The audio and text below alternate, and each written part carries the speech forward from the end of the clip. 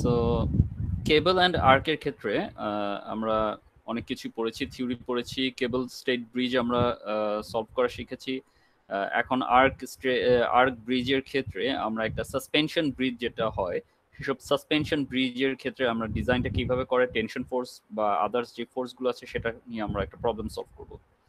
So example number 5.3, example number 5.2টা আপনাদেরকে আমি বলেছিলাম যে নিজেদেরকে করতে হবে, ঠিক আছে? তো আজকে আমরা শুরু করতে যাচ্ছি এক্সাম্পল নাম্বার 5.3। সো এখানে যে প্রবলেমটা বলা হচ্ছে যে suspension bridge is constructed using the two stiffening truss that are pin connected at their end C and supported by a pin at A and rocker at B. So C পয়েন্টে দুইটা ট্রাস আপনি দেখতে পাচ্ছেন যে A D E C F G একটা truss, আবার C থেকে B পর্যন্ত আরেকটা ট্রাস। এই দুইটা ট্রাস তাদের সি পয়েন্টে পিন কানেকশনের দ্বারা জয়েন করা আছে এবং supported by a pin at A পয়েন্টে একটা পিনের মাধ্যমে জয়েন করা হচ্ছে, আর বি পয়েন্টে একটা রকারের মাধ্যমে জয়েন করা আছে। বলা হয়েছে যে determine the maximum tension in the cable IH. এই যে কেবলটা, এই ট্রাস ব্রিজের যে উপরে যে টপ কর্ড গুলো আছে, এই টপ কর্ডের যে জয়েন্ট পয়েন্ট গুলো আছে, এই প্রত্যেকটা পয়েন্টের সাথে হ্যাঙ্গার দ্বারা কানেক্টেড আছে। এখন যেই কেবলটা আছে আইএইচ, এই কেবলের ম্যাক্সিমাম টেনশনটা আমাকে ডিটারমাইন করতে হবে। The cable has a parabolic shape, এই শেপটা প্যারাবোলিক আছে, সো আমাদের কোনো সমস্যা নেই, আমরা প্যারাবোলিক শেপের যে ফর্মুলাটা আছে সেই ফর্মুলাটা ডাইরেক্টলি ইউজ করতে পারবো। And the bridge is subjected to the single load of 50 kilo Newton. এখানে একটাই মাত্র লোড আছে, যেটা কিনা হচ্ছে 50 কিলো নিউটনের একটা লোড, এবং সেটা সি জয়েন্টের পাশের যে জয়েন্ট, ডান সাইডে যে জয়েন্ট আছে সেখান থেকে সাসপেন্ডেড অবস্থায় আছে। দুইটা ট্রাস যেটা আছে সেই দুটোটা ট্রাসের লেংথ হচ্ছে গিয়ে 12 মিটার করে। সো এবং আমার যেই সাসপেনশন কেবলটা আছে আইএইচ, এই কেবলের বটম পয়েন্ট যেটা, এই যে পয়েন্টটা আপনি দেখতে পাচ্ছেন, এই বটম পয়েন্ট থেকে ব্রিজের যেটা প্লেট, সেই প্লেটের হাইট হচ্ছে গিয়ে 6 মিটার, এবং এই বটম পয়েন্ট থেকে আবার টপ পয়েন্ট পর্যন্ত, দ্যাট মিনস বটমেস্ট পয়েন্ট থেকে টপেস্ট পয়েন্ট এইচ পর্যন্ত হাইট হচ্ছে গিয়ে 8 মিটার। এই ইনফরমেশনগুলো আমাদেরকে দেয়া আছে। এখন এটাকে আমরা যদি একটা কি বলে ফ্রি বডি ডায়াগ্রাম হিসেবে যদি ড্রয়িং করি, তাহলে আমরা দেখতে পাচ্ছি যে এই যে কেবলটা আছে, এই কেবলের দুইটা জয়েন্ট পয়েন্ট, একটা হচ্ছে কি আই পয়েন্ট আর একটা এইচ পয়েন্ট। সো আই পয়েন্টে আমরা একটা ভার্টিক্যাল ফোর্স আই ওয়াই এবং একটা হরাইজন্টাল ফোর্স এফ এইচ পাচ্ছি। সিমিলার ওয়েতে আবার এই এইচ পয়েন্টেও একটা এফ এইচ এবং এইচ ওয়াই দুইটা ফোর্স আমরা পাচ্ছি, ঠিক আছে? আবার এ পয়েন্টে যেহেতু আমার কি বলে একটা কি ছিল, হিঞ্জ ছিল, পিন কানেক্টেড, যেটা basically hinge connection. So hinge কানেকশনের জন্য এ পয়েন্টে আমরা দুইটা ফোর্স পাচ্ছি, এ এক্স এ ওয়াই। আর বি পয়েন্টে রকার, যেটা কিনা কাইন্ড অফ রোলারের মতো কাজ করে, সো বি পয়েন্টে আমরা একটা বি ওয়াই ফোর্স পাচ্ছি। আর বি ওয়াই থেকে 9 মিটার ডিস্টেন্সে আমার হচ্ছে কি 50 কিলো নিউটন। এখন এই 9 মিটারটা কিভাবে আসছে, কারণ আমাদের এখানে দেয়া আছে যে 4টা স্প্যান, সি থেকে বি পর্যন্ত হচ্ছে 1টা 2টা 3টা 4টা স্প্যান, প্রত্যেকটা হচ্ছে কি 3 মিটার ডিস্টেন্সে। সো এইভাবে ডিস্টেন্স ক্যালকুলেশন করে আমরা বের করতে পারলাম এটা হচ্ছে 9 মিটার ডিস্টেন্সে আছে।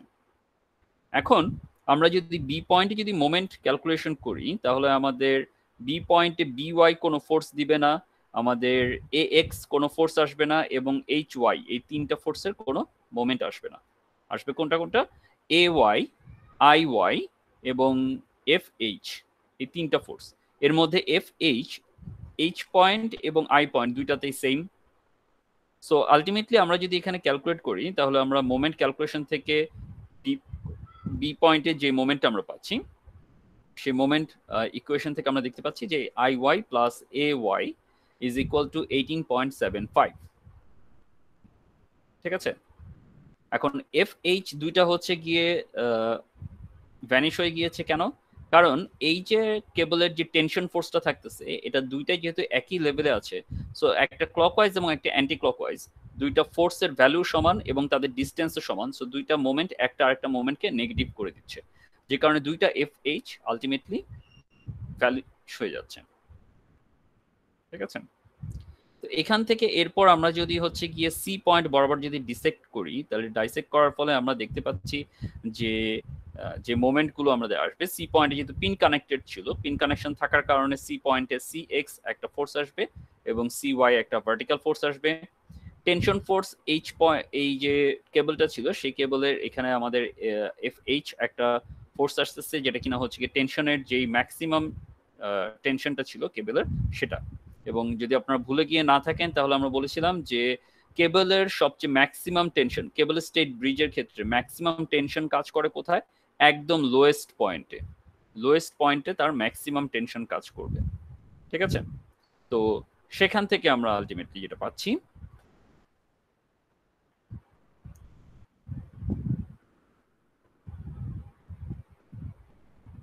সো সি পয়েন্টে আমরা যদি এখানে মোমেন্ট নেই তাহলে আমাদের মোমেন্ট আসবে এ ওয়াই এবং এফ এইচ আই ওয়াই, এই তিনটা।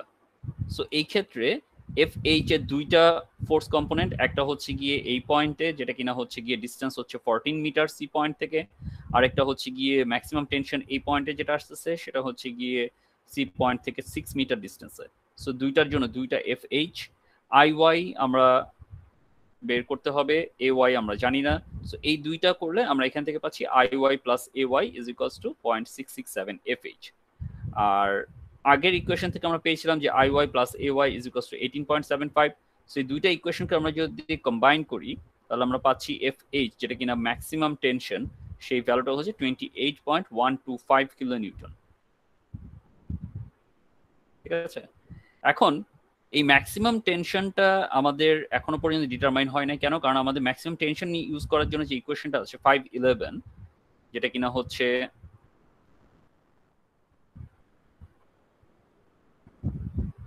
ম্যাক্সিমাম টেনশন টি ম্যাক্স, ঠিক আছে?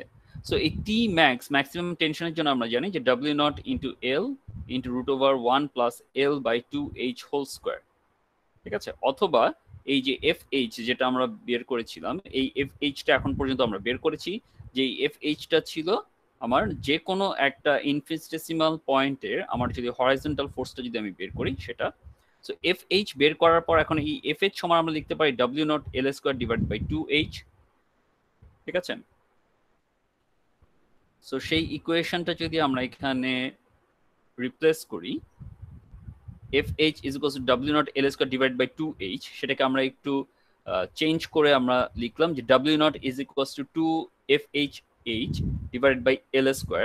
তাহলে ডাব্লিউ নট যেটা কিনা হচ্ছে গিয়ে আমাদের ইউনিফর্ম ডিস্ট্রিবিউটেড লোড ছিল, সো আমরা কি করলাম যে এই এফ এইচ যেটা আমাদের ছিল হরাইজন্টাল রিয়াকশন ফোর্স, সেই রিয়াকশন ফোর্সটাকে আমি ডিস্ট্রিবিউট করে এই হরাইজন্টাল রিয়াকশন ফোর্স ফর এই 50 কিলোনিউটন লোডের জন্য এই কেবলের উপরে ইউনিফর্মলি ডিস্ট্রিবিউটেড লোড কিরকম আসবে সেটা আমরা বের করলাম এই ডাব্লিউ নট দিয়ে। এই জিনিসটা এখানে বলা হচ্ছে, two obtain the maximum tension in the cable we will use equation 511, but first it is necessary to determine the value of an assumed uniform distributed load w naught. So w naught টা আমরা বের করলাম, যেটা আসছে আমাদের w naught is equals to 3.125 kilonewton per meter. এখন আমরা যদি 511 ইকুয়েশনটা ইউজ করি, যেখানে কিনা ডাব্লিউ নট আমার জানা আছে, এল আমার জানা আছে 12 metre, root over 1 plus L divided by twice H whole square. So এখানে এল এর ভ্যালু আমি জানি 12 এবং এইচ এর ভ্যালু আমাদের 8 কি থেকে আসছে? এইচটা আসছে এই যে আমার এই পয়েন্ট থেকে আমার হাইয়েস্ট পয়েন্ট, সো বটমেস্ট পয়েন্ট থেকে হাইয়েস্ট পয়েন্টের যে ডিস্টেন্স সেটা হচ্ছে আমাদের 8 ছিল। সো সেখান থেকে আমরা বের করলাম এইচ এর ভ্যালু 8 মিটার। সো ম্যাক্সিমাম যে টেনশন সেটা আমি পেয়ে গেলাম 46.9 কিলো নিউটন, যেটা আমাকে বের করতে বলা হয়েছিল যে determine the maximum tension in the cable IH. বুঝে গিয়েছে? এক্সাম্পল গুলো খুবই সহজ, ঠিক আছে, কঠিন কিছুই না। সো এটা দেখলে আপনারা পারবেন। এখন আমরা চলে আসতেছি আর্কের ক্ষেত্রে। আর্ক জিনিসটা কি এবং এই আর্কের ক্ষেত্রে আমরা কিভাবে ফোর্সগুলো ডিটারমাইন করতে পারি। আর্কটা আমরা প্রায় সময় দেখে থাকি স্ট্রাকচার বাদেও, আমরা যদি বিল্ডিং স্ট্রাকচারের কথা বলি, প্রায় সময় দেখবেন যে আর্ক টাইপের দরজা বা ডিফারেন্ট টাইপের কি বলে ডোম বা বিভিন্ন ক্ষেত্রে এরকম আর্কগুলো ইউজ করা হয়। তো ব্রিজের ক্ষেত্রেও দেখা যায় যে অনেক সময় আর্ক টাইপের ব্রিজ ইউজ করা হয়। আর্কের ক্ষেত্রে যে জিনিসগুলো ইম্পর্টেন্ট, যে একটা হচ্ছে গিয়ে ফিক্সড টাইপের আর্ক হতে পারে, ঠিক আছে। আমাদের হিঞ্জ টাইপের আর্কও আমরা দেখে থাকি, 2 হিঞ্জ টাইপের আর্ক, আবার 3 হিঞ্জ আর্ক থাকে, যেটা কিনা হচ্ছে গিয়ে মিডল পয়েন্টে একটা ইন্টারনাল হিঞ্জ হিসেবে ইউজ করা হয়। এখন এই আর্ক টাইপের ব্রিজটা কি? আর্ক টাইপের ব্রিজটা আমরা যদি দেখি, এখানে একটা এক্সাম্পলের মতো দেওয়া আছে যে আর্ক ব্রিজগুলো কিরকম হয়ে থাকে। সো আর্ক ব্রিজের ক্ষেত্রে যেটা হয় যে এই যে আর্কটা থাকে, আর্কটা থেকেই আমার স্ট্রিংচার বা হ্যাঙ্গার, যেটা কেবল স্টেড ব্রিজের ক্ষেত্রে আমরা যেটা দেখেছিলাম যে হ্যাঙ্গার, এই ক্ষেত্রে যেটা হয় যে আর্ক ব্রিজ থেকে আলটিমেটলি ভার্টিক্যাল সাপোর্টের মতো হ্যাঙ্গারগুলো নেমে আসে, যেটা কিনা আলটিমেটলি আমাদের যে ব্রিজের যে ডেকটা থাকে সেই ডেকটাকে ক্যারি করে, লোডটাকে সে ক্যারি করে। এখন এই আর্কের ক্ষেত্রে আমরা কিভাবে আর্কের বিভিন্ন ফোর্স বা রিঅ্যাকশন ফোর্সগুলো কিভাবে বের করব, ঠিক আছে। আমরা একটা এক্সাম্পলে চলে আসি, তাহলে আমাদের জিনিসটা আরো ইজিলি আমরা ডিটারমাইন করতে পারবো। সো এক্সাম্পল 5.4 যেটা দেখানো হচ্ছে যে the 3 hinged open spandrel deck arch bridge. 3 hinge কিভাবে? এ পয়েন্টে একটা হিঞ্জ সাপোর্ট, সি পয়েন্টে একটা হিঞ্জ সাপোর্ট, এবং বি যেটা কিনা হচ্ছে একদম মিডল পয়েন্ট, সেই বি পয়েন্টে একটা hinge support. So 3 hinge open spandrel deck. Open spandrel deck arc bridge like the one shown in the photo has a parabolic shape. এরকম একটা প্র্যাকটিক্যাল ব্রিজের এক্সাম্পল দেখানো হয়েছে এখানে। এই টাইপের যে ব্রিজটা ছিল, if this arc were to support a uniform load and have the dimension shown in figure 510a, show that the arc is subjected only to axial compression at any intermediate point such as point D. So আমাদেরকে show করতে হবে যে D পয়েন্টে এটা শুধুমাত্র axial কম্প্রেশনের আন্ডারে আছে। That means এই যে আর্কটা আছে, এই আর্কের মধ্যে শুধুমাত্র এক্সিয়াল কম্প্রেশন ফোর্সটাই অ্যাক্টিভেট আছে, এইটা আমাকে শো করতে হবে। এবং এই ডি পয়েন্টটা যে কোনো একটা পয়েন্ট হতে পারে, ঠিক আছে। এই ডি পয়েন্টটা আমার টোটাল আর্কের মধ্যে যে কোনো একটা পয়েন্ট হইতে পারে, সেটার কোনো লোকেশন ফিক্সড করা না। Assume the load is uniformly transmitted to the arc rib. এই যে আর্কটা আছে, এই আর্কের যে উপরে যে ব্রিজটা আছে, আমাদের ব্রিজের উপরে আমার ইউনিফর্মলি লোড আছে, যেটা কিনা আলটিমেটলি আর্কের যে ইন্ডিভিজুয়াল রিব গুলো আছে বা স্প্যান্ডেল গুলো আছে, তার মাধ্যমে মেইন আর্কের উপরে অ্যাক্টিভেট হবে। আচ্ছা, এখন এইটার সলিউশনটা কিভাবে করা হয়েছে খেয়াল করে দেখেন, যে আমি যদি এই ব্রিজের যে ডেকটা আছে, ডেক বরাবর এক্সিসটাকে যদি এক্স এক্সিস এবং বি পয়েন্ট দিয়ে ভার্টিকুলার এক্সিসটাকে যদি ওয়াই এক্সিস হিসেবে চিন্তা করি, আমাদের ব্রিজের ডেকের উপরে যে ফোর্সটা দেওয়া আছে সেটা হচ্ছে 500 pound per feet. B point থেকে এ পয়েন্টের ডিস্টেন্সটা হচ্ছে আমাদের হরাইজন্টাল ডিস্টেন্স হচ্ছে 50 ফিট, আবার বি পয়েন্ট থেকে সি পয়েন্টের ডিস্টেন্সও হচ্ছে 50 ফিট। তো ডি পয়েন্ট যেটা কিনা যে কোনো একটা পয়েন্ট হতে পারে, আমরা ফর অ্যাসাম্পশন আমরা যেটা করছি যে ডি পয়েন্টটাকে এই বিসির ঠিক মাঝামাঝি একটা পয়েন্ট হিসেবে আমরা কল্পনা করে নিচ্ছি, যেটা কিনা হচ্ছে 25 ফিট হরাইজন্টাল ডিস্টেন্সে আছে। আর সি পয়েন্ট থেকে ব্রিজের যেই হাইট, দ্যাট মিনস লোয়েস্ট যে পয়েন্টটা আছে, সেই পয়েন্ট থেকে ব্রিজের ডেকের যে হাইট, সেটাও হচ্ছে 25 ফিট। এখন যে জিনিসটা আমরা দেখতে পাচ্ছি যে এ এবং সি দুইটা সাপোর্টে হচ্ছে সেম এলিভেশনে আছে। Free body diagram of the entire arc and part BC are shown in 510b, যেটা কিনা হচ্ছে এই ফ্রি বডি ডায়াগ্রামটা আমরা এখানে দেখতে পাচ্ছি, and 510c। Now applying the equation of equilibrium, আমরা যদি এ পয়েন্টে যদি মোমেন্ট ইকুয়েশনটাকে যদি অ্যাপ্লাই করি, তাহলে আমরা সি ওয়াই ফোর্সটা পেয়ে যাব, ঠিক আছে। এক্ষেত্রে 50 কিপ ফোর্স, এটাকে একটা পয়েন্ট লোড হিসেবে দেখানো হচ্ছে এইভাবে যে আপনি যদি দেখেন যে 50 pound per feet total distributed লোডটা হচ্ছে 50 pound per feet. So central পয়েন্টে কতটুকু ফোর্স কাজ করবে, আমরা যদি এটাকে যদি পয়েন্ট লোডে কনভার্ট করি, তাহলে কি করতে হবে, আমাদেরকে যে টোটাল ডিস্টেন্স আছে সেই ডিস্টেন্স দিয়ে মাল্টিপ্লাই করতে হবে। সো এই ব্রিজটার স্প্যান হচ্ছে 50 প্লাস 50, total 100 feet. So 100 multiplied by 500 pound is equals to 50,000 pound, which is 50 kip. এই 50 কিপটা কাজ করবে কোথায়, এই টোটাল ব্রিজের middle point, which is the B point. এই বি যেটা হিঞ্জ পয়েন্ট, সেখান দিয়ে আমাদের কাজ করবে। সো এই টোটাল ডিস্ট্রিবিউটেড লোডটাকে আমরা একটা পয়েন্ট লোডে কনভার্ট করলাম। কনভার্ট করার কারণটা হচ্ছে কি, শুধুমাত্র এই রিঅ্যাকশন ফোর্সগুলো বের করার জন্য। তাহলে আমরা দেখতে পাচ্ছি যে CY ফোর্সটা হচ্ছে 25 কিপ। এখন আমরা যদি ইকুয়ালি আবার যদি AY করি, যেহেতু summation of total FY equal to 0, তাহলে AY ও পাবো আমরা 25 কিপ। এখন আর্ক সেগমেন্ট BC, আমি যদি বি পয়েন্টের যে হিঞ্জটা ছিল সেই হিঞ্জটাকে আমি যদি খুলে ফেলি, তাহলে বিসি যে আর্কটা ছিল সেটাকে আমি যদি আলাদা করে ফেলি, তাহলে আমরা দেখতে পাচ্ছি যে বিসি পয়েন্টের বি পয়েন্টে দুইটা আমার রিয়াকশন ফোর্স আসবে, কারণ যেহেতু এটা হিঞ্জ কানেকশন ছিল। আবার সি পয়েন্টে দুইটা হিঞ্জ কানেকশন, এবং এই যে বিসি যে আর্ক, এই বিসি আর্কের মিডল পয়েন্টে 25 কিপ ফোর্সের যে মিডল পয়েন্ট, সেই পয়েন্টটাতে আমার কাজ করবে 25 কিপ ডাউনওয়ার্ড ফোর্স। এখন বি পয়েন্টে আমরা যদি মোমেন্ট নেই, তাহলে আমরা CY ফোর্সটা অলরেডি জানি, তাহলে এই বি পয়েন্টের মোমেন্ট থেকে আমরা CX ফোর্সটা পেয়ে যাব। তো CX ফোর্সটা আমরা পাচ্ছি 25 কিপ। সামেশন FX যদি করি তাহলে BXও হবে 25 কিপ। আবার সামেশন FY যদি করি তাহলে BY এর যে ভ্যালুটা সেটা আসছে আমাদের 0 কিপ। তার মানে CY তে আমরা অলরেডি 25 কিপ পাচ্ছি, যে 25 কিপটা আসছে উপর থেকে, যেই ইউনিফর্মলি ডিস্ট্রিবিউটেড লোড থেকে যেই লোডটা আমরা পাচ্ছি। আর BX এবং CX দুইটা অপোজিট ডাইরেকশনে কাজ করবে এবং দুইটাই হচ্ছে 25 কিপ করে। নাও এই যে ডি পয়েন্ট আমাকে বলা হচ্ছে, ডি পয়েন্টটাকে আমরা নিচ্ছি কোথায়? x equals to 25 feet. এই x ইকুয়ালস টু 25 ফিট যদি আমরা নেই, that means horizontally B point থেকে 25 ফিট ডিস্টেন্স যদি আমরা নেই, তাহলে প্যারাবোলার যে ইকুয়েশন, সেই ইকুয়েশন থেকে আমি y এর যে ভ্যালুটা পাচ্ছি সেটা হচ্ছে গিয়ে -25 into 25 square divided by 50 square. প্যারাবোলার যে বেসিক ইকুয়েশনটা আমাদের ছিল, সেই বেসিক ইকুয়েশন থেকে আমরা পাচ্ছি যে y is equals to -25 x square divided by 50 square. ঠিক আছে? কিভাবে আসছে? এই যে প্যারাবোলার যে হাইট এবং প্যারাবোলার যে ডিস্টেন্স, সেই ডিস্টেন্স থেকে আমরা পাচ্ছি। সো x এর ভ্যালুটাও হচ্ছে এখানে 25, তাহলে x এর ভ্যালু 25 বসালে আমরা y এর ভ্যালুটা পাচ্ছি -6.25 ফিট।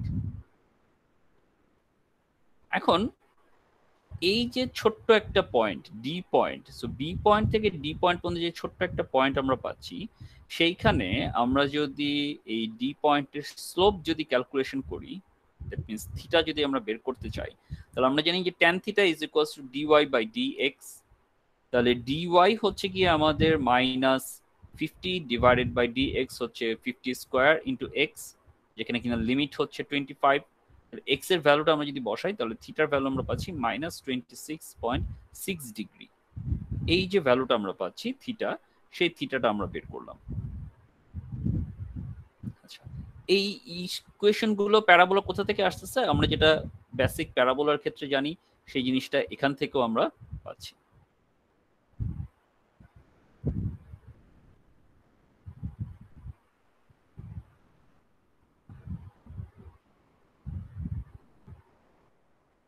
এই যে tan theta equals to dy by dx, w naught x divided by fh। ঠিক আছে? যেটা কিনা আমাদের এখান থেকে আমরা দেখেছিলাম যে theta is equals to dy by dx।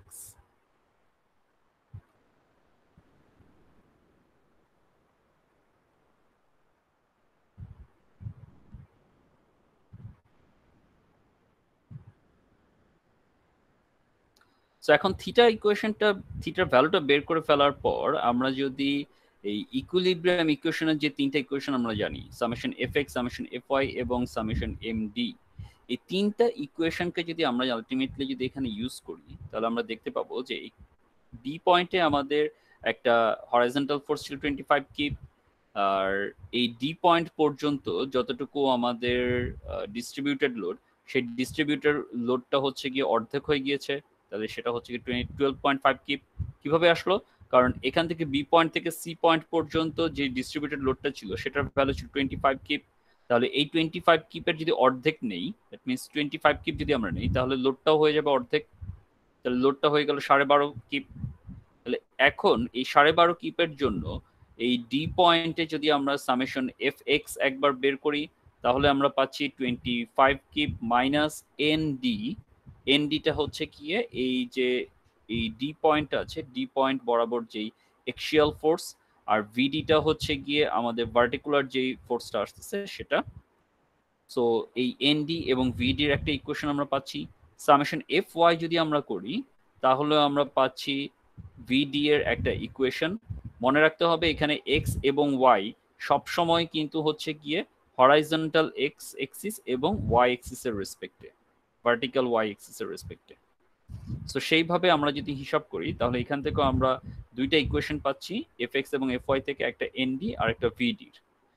আচ্ছা, এরপর আমরা যদি ডি পয়েন্টে যদি মোমেন্ট যদি আমরা যদি কনসিডার করি তাহলে এম ডি একটা মোমেন্ট আমাদের থাকতেছে, যার সাথে আমরা পাচ্ছি এই 12.5 কিপ ফোর্সের একটা মোমেন্ট এবং 25 কিপ ফোর্সের আরেকটা মোমেন্ট।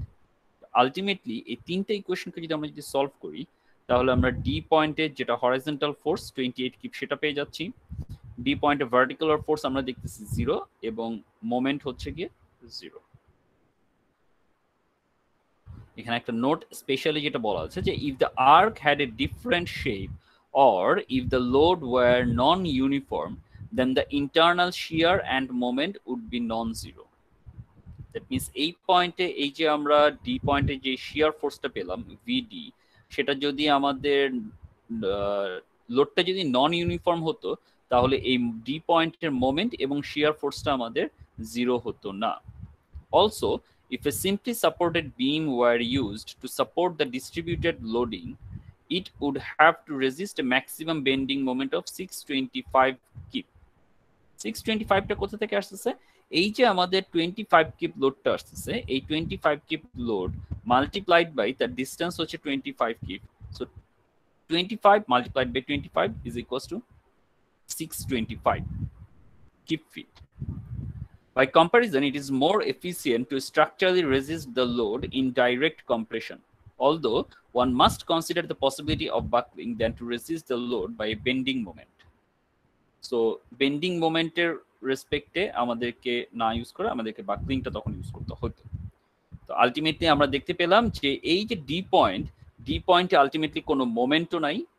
এই যে ইউনিফর্ম ডিস্ট্রিবিউটেড লোডটা দেয়া আছে, এই ইউনিফর্ম ডিস্ট্রিবিউটেড লোডের কারণে আমরা দেখতে পাচ্ছি যে ডি পয়েন্টে আমাদের কোনো মোমেন্টও পাচ্ছি না, ডি পয়েন্টে কোনো শিয়ার ফোর্সও থাকবে না, শুধুমাত্র যেটা থাকতেছে সেটা হচ্ছে গিয়ে এক্সিয়াল ফোর্স, যেটার ভ্যালু হচ্ছে গিয়ে 28 keep.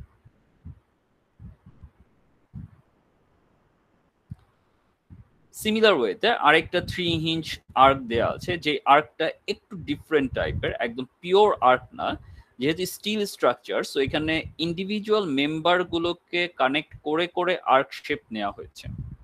That means A B, BC, CD, DE, এরকম ভাবে আমার 4টা মেম্বারকে একটার সাথে আরেকটাকে কানেক্ট করে আমরা আর্ক শেপ তৈরি করেছি। সো এই 3 হিঞ্জ টাইড আর্কের ক্ষেত্রে যেটা হচ্ছে যে is loading as figure 511A, যেখানে হচ্ছে যে উপরে একটা ব্রিজের ডেকের মতো কানেকশনের মতো আছে, যেখানে এইচ, জি এবং এফ তিনটা পয়েন্টে তিনটা লোডিং আছে। পয়েন্ট লোড একটা হচ্ছে 15 কিলোনিউটন, 20 কিলোনিউটন এবং 15 কিলোনিউটন। আমাদের কাজ হচ্ছে determine the force in member C H, এই সি থেকে এইচ যে ইনক্লাইন্ড মেম্বারটা আছে সেটা, এবং সি থেকে বি যে ইনক্লাইন্ড মেম্বারটা আছে, এই দুইটা মেম্বারের এক্সিয়াল ফোর্সটা বের করা। The dashed member G F, which is this one of the truss, is indented to carry no force. Already আমাদেরকে বলে দেওয়া আছে যে এই মেম্বারটা কোনো ফোর্স নিবে না, তাহলে এটাকে একটা জিরো মেম্বার ফোর্স ধরে আমাদেরকে এই জিনিসটা সলভ করতে হবে। এই জিনিসটারও সলিউশন এখানে দেয়া আছে, যে সিম্পলি আপনারা দেখলেই এগুলো বের করতে পারবেন। ঠিক আছে? সো কেবল অ্যান্ড আর্ক নিয়ে আমি আর বেশি সময় আসলে নষ্ট করতে চাচ্ছি না। যদি আপনাদের কোনো সমস্যা থেকে থাকে আপনারা নিজেরা একটু ট্রাই করবেন, যদি সমস্যা থেকে থাকে দেন আমাকে বলবেন, আমি তখন আপনাদেরকে দেখাবো।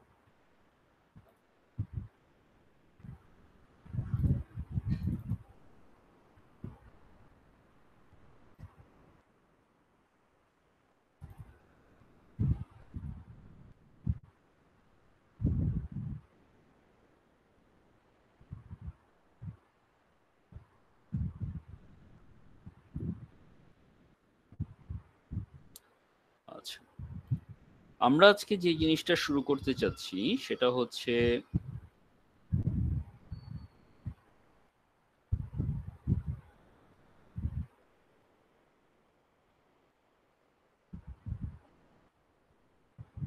Influence line.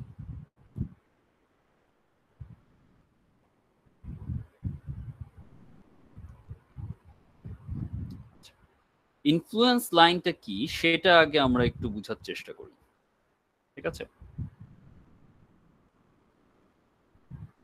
সো ইনফ্লুয়েন্স লাইনটা হচ্ছে, influence line is a graph of a response function of a structure as a function of the position of a downward unit load moving across the structure. জিনিসটা কি বোঝানো হচ্ছে খেয়াল করে দেখেন, যখন যে কোনো একটা স্ট্রাকচারের মধ্য দিয়ে যখন কোনো আমাদের লোড যাচ্ছে, সেই লোডটাকে বিভিন্ন পয়েন্টে থাকার ফলে আমার স্ট্রাকচারের যে বিভিন্ন কম্পোনেন্ট থাকে, যেমন স্ট্রাকচারের গার্ডার বলি বা বিম বলি বা কলাম বলতেছি আমরা, এই জিনিসটার এই লোডটা ডিফারেন্ট পজিশনে থাকার ফলে এই স্ট্রাকচারটা কিভাবে ডিফ্লেক্টেড হবে, সেই ডিফ্লেক্টেড যেই গ্রাফটা আমরা পাবো সেটাকেই বলা হয় সাধারণত ইনফ্লুয়েন্স লাইন।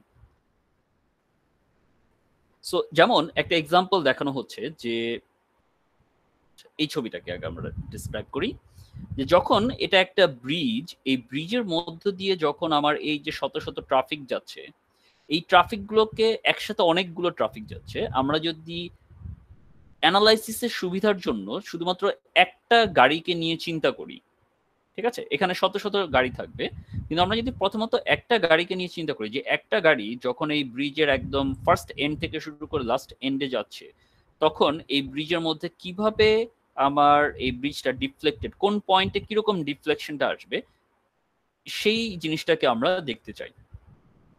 তো ঠিক সিমিলার ওয়েতে ওই জিনিসটার মতো করে আমরা একটা সিম্পল ফিগার এখানে আমরা ড্র করলাম, যেখানে এই এ থেকে ই পর্যন্ত হচ্ছে আমাদের ব্রিজের ডেক, এবং ডেকের পাশে দিয়ে হচ্ছে আমার বিম।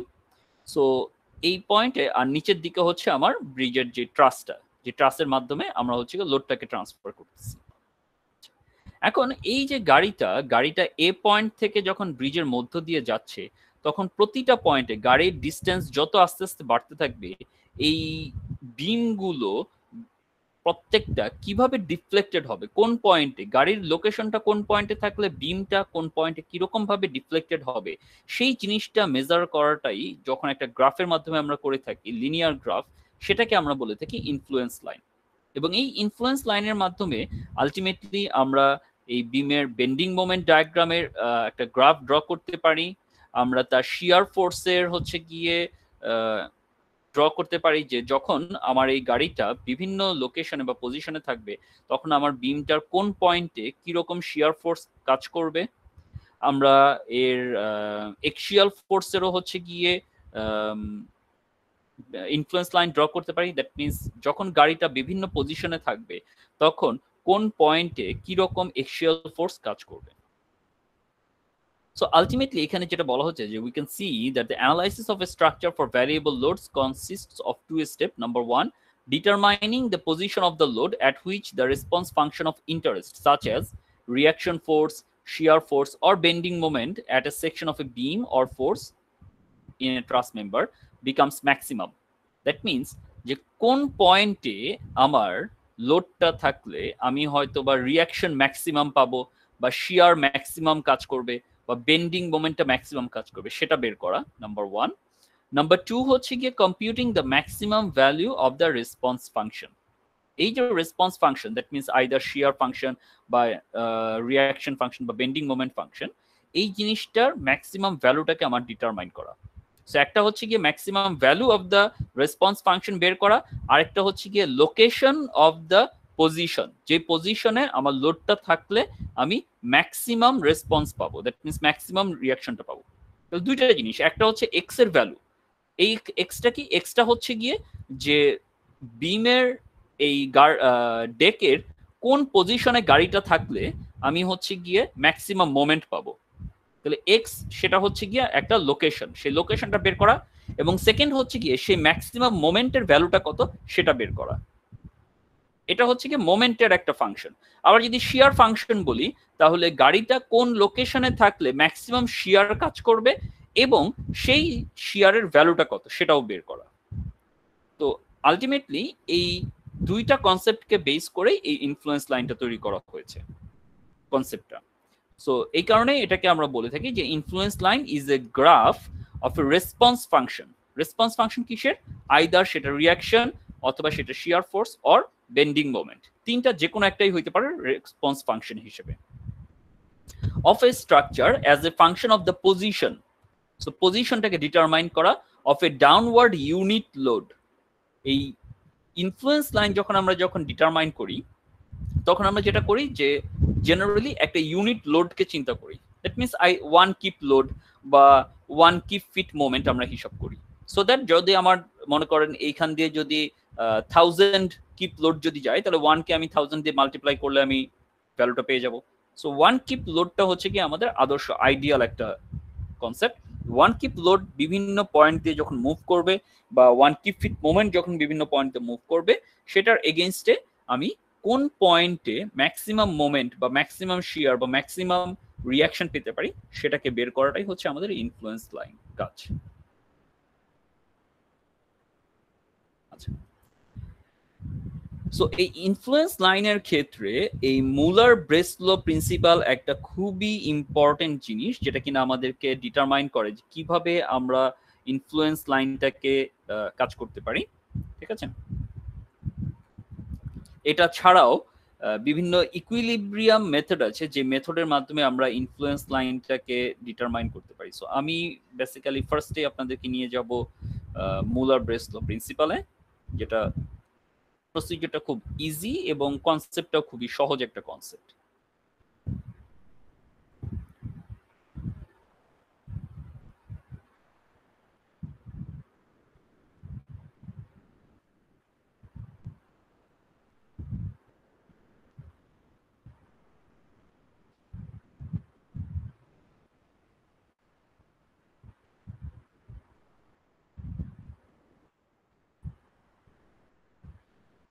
আচ্ছা, so Muller-Breslau principle and qualitative influence line.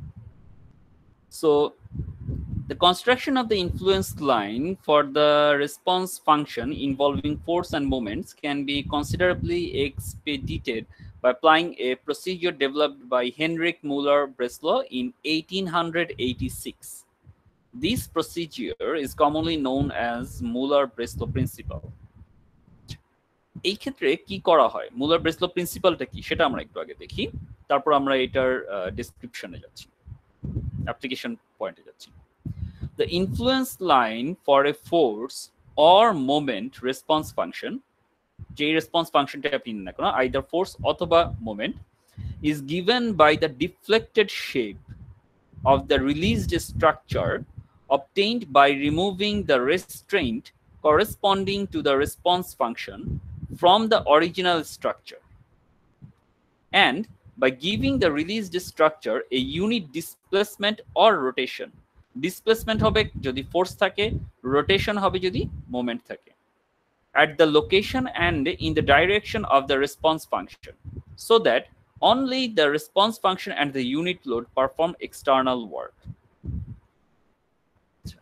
হয়তোবা আপনাদের মাথার উপর দিয়ে গেছে পুরো জিনিসটাই, আমি সহজ করে আপনাদেরকে জিনিসটা বুঝাই।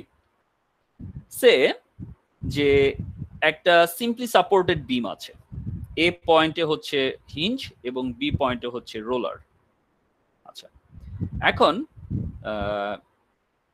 সিম্পলি সাপোর্টেড বিমের মধ্যে দিয়ে একটা মুভিং ইউনিট লোড আছে যেটা কিনা হচ্ছে 1 কিপ। এই 1 কিপ লোডটা মুভ করবে এ পয়েন্ট থেকে সি পয়েন্ট অথবা সি পয়েন্ট থেকে এ পয়েন্ট যে কোনো ডাইরেকশনে, এবং এটা যে কোনো ডিস্টেন্স হইতে পারে এক্স ডিস্টেন্সে। ইটস আ মুভিং লোড, ঠিক আছে। আচ্ছা, এখন আমাদেরকে বলা হচ্ছে the influence line for the vertical reaction at support A and C. So A পয়েন্টে যদি আমাদের ভার্টিক্যাল সাপোর্টে আমাদের যেই কি বলে ইউনিট লোড যদি আসে তাহলে ইনফ্লুয়েন্স লাইনটা কিরকম হবে, এবং সি পয়েন্টে যদি আমাদের 1 ইউনিট লোড যদি আসে তাহলে যে রিঅ্যাকশন ফোর্সটা আমি পাচ্ছি CY, সেই CY ফোর্সটার জন্য ইনফ্লুয়েন্স লাইনটা আমার কত হবে সেটা আমাকে বের করতে হবে। এরপর কি shear and bending moment at point B of which beam were developed in the previous section by applying the equation of equilibrium. So B point যেটা কিনা হচ্ছে এ পয়েন্ট থেকে এ ডিস্টেন্স দূরে, এই বি পয়েন্টে শিয়ার ফোর্সের যেই ইনফ্লুয়েন্স লাইনটা থাকে সেই ইনফ্লুয়েন্স লাইনটা আমাকে ড্র করতে হবে। আবার বি পয়েন্টে মোমেন্টের জন্য, মোমেন্ট ডায়াগ্রামের জন্য আমাকে একটা ইনফ্লুয়েন্স লাইন ডায়াগ্রাম ড্র করতে হবে। আচ্ছা, তাহলে আমাদের চারটা জিনিস, এক হচ্ছে গিয়ে এ পয়েন্টে যে support vertical reaction force AY, সেইটার জন্য আমাকে একটা ইনফ্লুয়েন্স লাইন ড্র করতে হবে। সো ফার্স্টে আমরা যদি এটা নিয়ে আসি, সো রিঅ্যাকশন ফোর্সের জন্য, যে কোনো পয়েন্টের রিঅ্যাকশন ফোর্সের জন্য ইনফ্লুয়েন্স লাইন ড্র করার সিস্টেমটা কি? সিস্টেমটা হচ্ছে যেই পয়েন্টে আমাকে ইনফ্লুয়েন্স লাইনটা ড্র করতে বলা হবে বা যেই লোডের জন্য আমাকে বলা হবে, সেই পয়েন্টে আমি ওয়ান কিপ লোড ডিফ্লেক্ট করব। দ্যাট মিনস AY পয়েন্টের হচ্ছে গিয়ে আমি ভার্টিক্যাল সাপোর্টের জন্য ইনফ্লুয়েন্স লাইন ড্র করব। That means influence line for AY reaction force. তাহলে AY রিঅ্যাকশন ফোর্স কি? আপওয়ার্ড ডাইরেকশনে থাকবে অবভিয়াসলি, কারণ যেহেতু উপরে একটা 1 ইউনিট লোড আছে। সো AY যে লোডটা থাকবে, এই AY পয়েন্টে আমরা 1 ইউনিট ডিসপ্লেসমেন্ট উপরের দিকে প্রোভাইড করব। দ্যাট মিনস এই পয়েন্টে ডিফ্লেকশন হবে 1। সো এই পয়েন্টে যদি আমার যদি ডিফ্লেকশন 1 হয় তাহলে আমার কি হবে? এই বিমটাকে আমি যদি এই পয়েন্ট দিয়ে, AY পয়েন্ট দিয়ে যদি 1 ইউনিট ডিফ্লেকশন যদি দেই, তাহলে পুরো বিমটা উপরের দিকে উঠে যাবে, উঠে গিয়ে এইরকম একটা ডটেড লাইনের মতো দেখাবে, তাই না? স্যার এটা কোশ্চেন ছিল স্যার। বলো স্যার যে এ পয়েন্ট AY তে তো স্যার দেখতেছি হিঞ্জ, তো স্যার যে উপরে উঠে গেল রোলার হয়ে গেল কেন স্যার? সাপোর্টটা চেঞ্জ হয়ে গেল কেন? সাপোর্টটা চেঞ্জ না, এখানে আমরা শুধুমাত্র আমরা AY এ পয়েন্ট যেটা, এ পয়েন্টে যেহেতু হিঞ্জে আমরা জানি কি দুইটা ফোর্স থাকে, একটা হচ্ছে গিয়ে ভার্টিক্যাল ফোর্স, একটা হচ্ছে হরাইজন্টাল ফোর্স। সো আমরা শুধুমাত্র AY যেটা কিনা ভার্টিক্যাল ফোর্স সেটা নিয়ে আমরা কনসিডার করতেছি। এই কারণে ছবিটাকে আমার একটা ফোর্স হিসেবে রোলার সাপোর্টের মতো করে দেখানো হচ্ছে। বাট এটাকে যদি আমরা যদি অন্যভাবে ইউজ করি, সে আমি ড্রয়িং বোর্ডে যাই।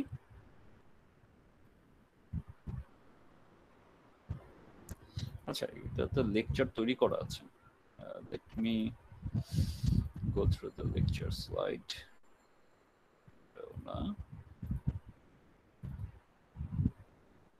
আচ্ছা, right. Influence line first কি?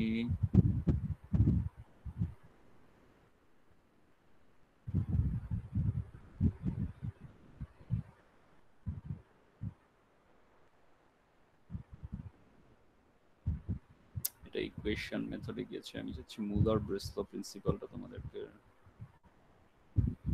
আচ্ছা, এটা লেকচারটা তৈরি করা হয় নাই। ওকে, let us draw a diagram for ourselves.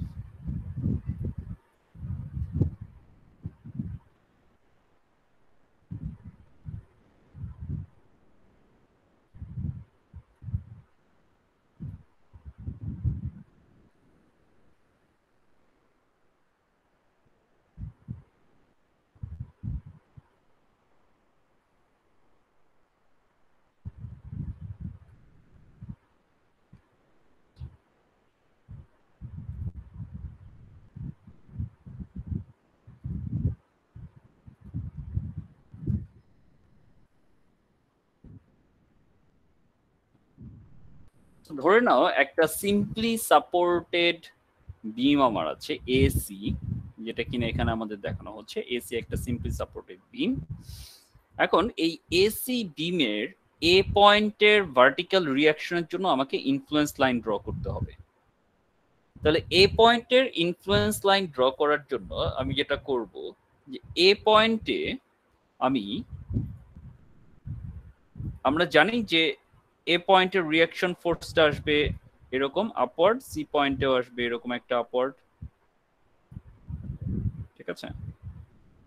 আচ্ছা, আর যেহেতু এখানে ইউনিট লোড দেয়া আছে, যে কোনো পজিশনে থাকতে পারে একটা ইউনিট লোড, এই লোডের ভ্যালুটা হচ্ছে 1,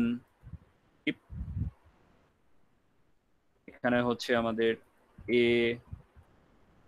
ওয়াই, এটা হবে C Y.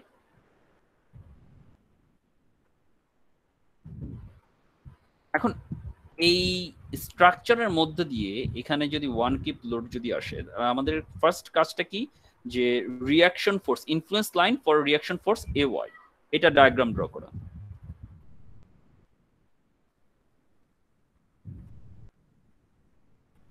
Line for AY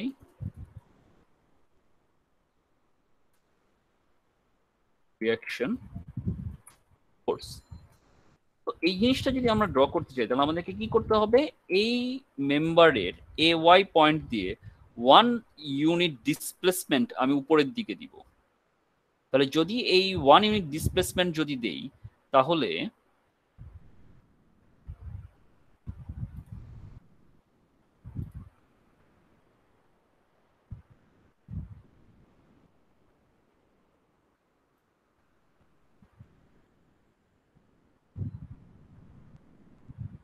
এই যে বিমটা,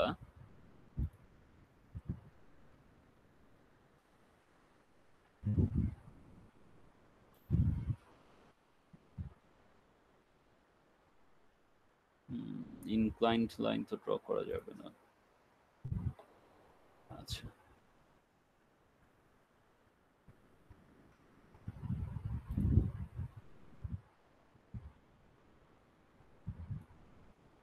এই বিমটার এই পয়েন্টে আমরা যদি 1 ইউনিট ডিসপ্লেসমেন্ট যদি প্রোভাইড করি, তাহলে কি হবে, তার মধ্যে এই এতটুকু 1 ইউনিট উপরের দিকে উঠে যাবে, যেখানে তার এই ভ্যালুটা হবে যে ডেল্টা ভ্যালুটা, ডিসপ্লেসমেন্ট যদি আমরা দেখি 1 ইউনিট, তাহলে ডিসপ্লেসমেন্ট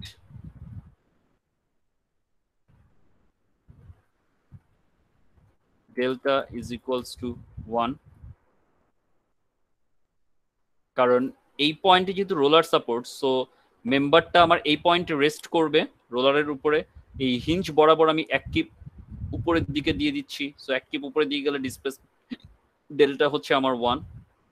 সো মেম্বারটা এইরকম একটা ডিফ্লেক্টেড শেপটা আসবে। এই যে ডায়াগ্রামটা, এই ডায়াগ্রামটাকে বলা হচ্ছে influence line diagram for A Y reaction force. বুঝতে পারা গেছে?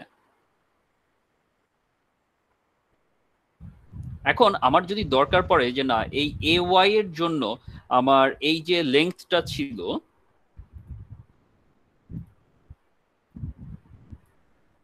এই যে টোটাল যে স্ট্রাকচারটা আমরা দেখছি, এই টোটাল স্ট্রাকচারের যে লেংথটা আমাদের ছিল, এই লেংথটা যদি আমরা বলি এল, স্প্যান লেংথ, স্প্যান লেংথ হচ্ছে এল, এবং যে কোনো একটা পয়েন্ট, সে এই বিম স্ট্রাকচারটার যে কোনো একটা পয়েন্ট, এই পয়েন্টটাকে আমরা যদি বলি তার বি পয়েন্ট, যেটা কিনা হচ্ছে বেসিক্যালি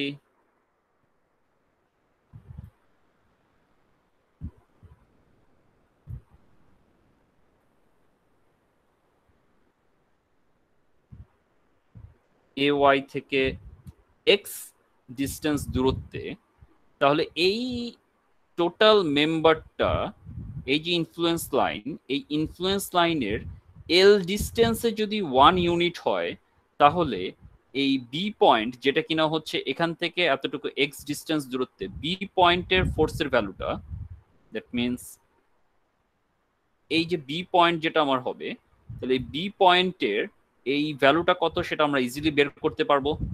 কারণ এখানে যদি ইউনিট ডিফ্লেকশন হয়, তাহলে এখানে কতটুকু হবে, X minus, sorry, L minus x divided by L. Sir বুঝি নাই। এটাকে যদি একটা ট্রায়াঙ্গেল হিসেবে আমরা কল্পনা করি, সিমিলার ওয়েতে আমরা যদি এখান থেকে যদি আরেকটা এই পারপেন্ডিকুলার লাইন ড্র করি, তাহলে সিমিলার ট্রায়াঙ্গেলের কনসেপ্ট থেকে আমরা ইজিলি এই ভ্যালুটা কত হবে, দ্যাট মিনস এই যে পয়েন্টটা আমি পাচ্ছি, এই যে এখানে যে পয়েন্টটা আসবে এই পয়েন্টের ভ্যালুটা কত হবে সেটা আমি ইজিলি ডিটারমাইন করতে পারবো না? কারণ এইটা তো ম্যাক্সিমাম ডিফ্লেকশন, ম্যাক্সিমাম ডিফ্লেকশনের ভ্যালুটা হচ্ছে 1, তাহলে এই পয়েন্টের ডিফ্লেকশনের ভ্যালুটা কত হবে? যে কোনো একটা ডিস্টেন্স, এটা যদি যে কোনো ডিস্টেন্স হয় এক্স ডিস্টেন্স, তাহলে সেই এক্স ডিস্টেন্সে আমাদের এই ভ্যালুটা কত হবে সেটা আমি ইজিলি বের করতে পারবো না সিমিলার ট্রায়াঙ্গেল কনসেপ্ট থেকে? জি স্যার। জি স্যার। সিম্পলি আমি যদি বের করি যে deflection delta divided by total length হচ্ছে এল, আবার এই পয়েন্টে যে ডিফ্লেকশন সেটাকে আমি যদি বলি এক্স, ঠিক আছে, সেটাকে যদি আমি বলি ওয়াই, তাহলে ওয়াই ডিভাইডেড বাই হচ্ছে গিয়ে ডিস্টেন্স কত, এল মাইনাস এক্স, এল মাইনাস এক্স। তাহলে এই ওয়াইটা কোনটা? ওয়াইটা হচ্ছে এই যে এই ভ্যালুটা, এই যে এই পয়েন্টের ভ্যালুটা, এই যে এই পয়েন্টের ভ্যালুটা ওয়াই। তাহলে এই সিমিলার ট্রায়াঙ্গেল থেকে আমি যদি বের করি তাহলে ওয়াই ইজ ইকুয়াল টু কি হবে,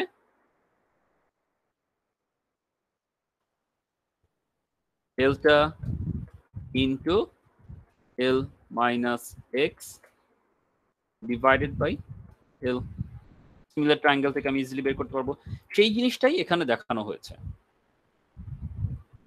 যে কোনো ডিস্টেন্স যদি এখানে আমি যদি এই যে এ পয়েন্টে আমি যদি 1 ইউনিট ডিসপ্লেসমেন্ট দিয়ে যদি উপরে উঠিয়ে দিই, যে পয়েন্টে আমার ইনফ্লুয়েন্স লাইনটা ড্র করতে হবে, আমাকে বলা হয়েছিল কি যে influence line A Y reaction ফোর্সের জন্য ইনফ্লুয়েন্স লাইন ডায়াগ্রাম ড্র করতে হবে। তাহলে এই ডায়াগ্রামটা হচ্ছে গিয়ে ইনফ্লুয়েন্স লাইন ডায়াগ্রাম, যেখানে আমরা কি করতেছি 1 ইউনিট ডিসপ্লেসমেন্ট দিচ্ছি। এইটাই এই মুলার ব্রেসলো প্রিন্সিপালে বলা হচ্ছে যে the influence line for a force response function, first force এর কথা আমরা চিন্তা করি যেহেতু আমরা এখানে ফোর্স নিয়ে কথা কাজ করতেছি। So force response function is given by the deflected shape of the released structure. Released structure কি? That means তার যেই পয়েন্টের কথা বলা হবে সেই পয়েন্টের যেই রিঅ্যাকশন ফোর্সটা থাকবে সেটাকে আমি রিলিজ করে দেব। তাহলে এই পয়েন্টে আমি যে রিঅ্যাকশন ফোর্সটা ছিল সেই রিঅ্যাকশন ফোর্সটাকে আমি রিলিজ করে দিয়েছি। রিলিজ করে দেওয়ার পর এই পয়েন্টে কিন্তু ঠিকই আমার যে রোলার সাপোর্টটা আছে সেটা থাকতেছে, ঠিক আছে। এই পয়েন্টে যেহেতু আমি রিলিজ করে দিলাম, রিলিজ স্ট্রাকচারের মধ্যে কি করতে বলা হয়েছে, এই রিলিজ স্ট্রাকচারের যে ডিফ্লেক্টেড শেপ, সেটা কিভাবে ডিফ্লেক্টেড শেপটা আসবে, by removing the restraint corresponding to the response function. Remove করতে বলা হয়েছে রেস্ট্রেইন্ট কোনটা, এই যে তার যে এই রিঅ্যাকশনটা ছিল, যে রেস্ট্রেইন্টটা ছিল সেটাকে আমরা রিমুভ করছি। রিমুভ করার পর আমরা কি করতে হবে, from the original structure and by giving the released structure a unit displacement at the location. তাহলে যেই পয়েন্টে আমি রেস্ট্রেইনটা রিলিজ করলাম সেই পয়েন্টে আমি 1 ইউনিট ডিসপ্লেসমেন্ট দিব। তাহলে এই যে 1 ইউনিট ডিসপ্লেসমেন্ট দিছি, এবং কোন দিকে দিছি, যেই দিকে আমার রেসপন্স ফাংশনটা ছিল। রেসপন্স ফাংশনের ডাইরেকশন কোন দিকে, উপরের দিকে। রিঅ্যাকশন ফোর্স সবসময় আমরা উপরের দিকে কল্পনা করি, তাহলে উপরের দিকে আমরা 1 ইউনিট ডিসপ্লেসমেন্ট দিলাম at the location and in the direction of the response function, যে লোকেশন বলা হচ্ছে এবং যে ডাইরেকশন, তাহলে রিঅ্যাকশন ফাংশন উপরের দিকে ছিল তো উপরের দিকে দিয়েছি, so that only the response function and the unit load perform external work. So শুধুমাত্র এই রেসপন্স ফাংশন এবং যে ইউনিট লোডটা ছিল 1, এই দুইটাই শুধুমাত্র যাতে অ্যাক্টিভেট থাকে। তাহলে এখানে ডেল্টার ভ্যালুটা যদি হয় 1, তাহলে এখান থেকে আমরা যদি ক্যালকুলেট করি, খেয়াল করে দেখো এবার, আমরা যদি এখান থেকে যদি বের করি তাহলে ডেল্টার ভ্যালুটা হচ্ছে 1, তাহলে 1 ইনটু ব্র্যাকেটে L minus x divided by L. তাহলে L minus x divided by L, তাহলে L divided by L which is 1 minus x divided by L, এটা হচ্ছে আমাদের এই যে ওয়াই, সেই ওয়াই এর ভ্যালুটা আসবে। এই জিনিসটাই এখানে দেখো বের করা হয়েছে যে ওয়াই এই যে এতটুকু ভ্যালু, এটা যে কোনো পয়েন্টেই হোক না কেন সেই ভ্যালুটা হবে কি 1 minus x divided by L. যদি এ ওয়াই হবে, তাই না? হ্যাঁ বলো। স্যার ডেল্টার ভ্যালুটা কি অলওয়েজ 1 হবে? হ্যাঁ, ডিসপ্লেসমেন্ট আমরা ইনফ্লুয়েন্স লাইনের ক্ষেত্রে সব সময় ফোর্স নিয়ে যখন আমরা কাজ করব তখন ইউনিট ডিসপ্লেসমেন্ট দিতে হবে। এই যে স্ট্রাকচার, এই unit displacement or unit rotation. Rotation কখন আসবে? যদি আমরা মোমেন্ট ফাংশন নিয়ে যখন কাজ করব। তো এখন আমরা হচ্ছে গিয়ে রিয়াকশন ফোর্স নিয়ে কাজ করতেছি। সো রিয়াকশন ফোর্সের জন্য আমরা 1 ইউনিট ডিসপ্লেসমেন্ট আমরা দিচ্ছি। যখন আমরা মোমেন্ট নিয়ে কাজ করব তখন 1 কিপ ফিট রোটেশন আমরা দিব। ঠিক আছে? তাহলে ডিসপ্লেসমেন্ট যেই পয়েন্টের জন্য আমি বের করব, যেমন আমি এখানে রিয়াকশন ইনফ্লুয়েন্স লাইন বের করতেছি, influence line for A Y. তাহলে এ ওয়াই পয়েন্টে আমি 1 ইউনিট ডিসপ্লেসমেন্ট দিব। দিলে আমি যেই ডায়াগ্রামটা পাচ্ছি, ডায়াগ্রামটা হচ্ছে এই যে এরকম, এই যে ডটেড লাইনের যে ডায়াগ্রামটা, ডটেড লাইন এবং এই স্ট্রেট লাইন এবং এই পারপেন্ডিকুলার লাইন, এইটা হচ্ছে আমার সেই ইনফ্লুয়েন্স লাইন ডায়াগ্রাম। এই যে এটা, এখান থেকে আমি যদি এটাকে যদি সরিয়ে ফেলি, এটার আমাদের দরকার নেই, এটা জাস্ট আমরা দিয়েছিলাম বোঝানোর জন্য।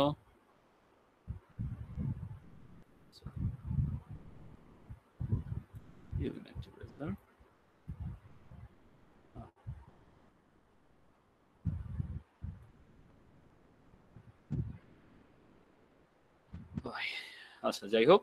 সো যদি আমাকে যদি বলা হয় যে influence line for A Y draw করতে, তাহলে আমি এই ভার্টিক্যাল লাইন, এই ইনক্লাইন্ড লাইন এবং এই হরাইজন্টাল যে বিমটা ছিল সেটা আমরা ড্র করব।